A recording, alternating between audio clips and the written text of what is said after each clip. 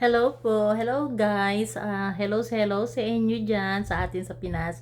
Siya nga pala binago ko yung ating ang ating bunutan sa December 23 na diyan sa Pilipinas kasi nga hindi kasi ako makabalik ng maaga kasi dapat ang bunutan natin talaga is December 25.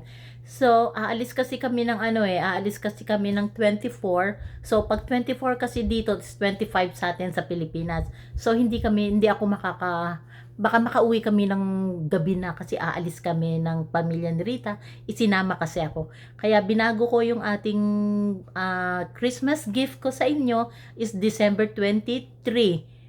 Diyan sa atin sa Pilipinas, dito naman sa amin is December 22.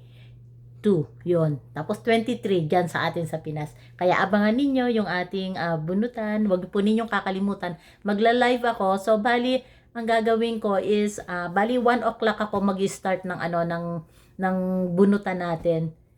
Kaya kung may gagawin kayo, kung meron kayong pupuntahan, puntahan na po ninyo sa umaga kasi po bali 1 o'clock magbubunutan na po tayo. Thank you and Merry Christmas po sa inyo lahat. Maraming salamat po. Mami Doris sa Wrong Vlog. Bye!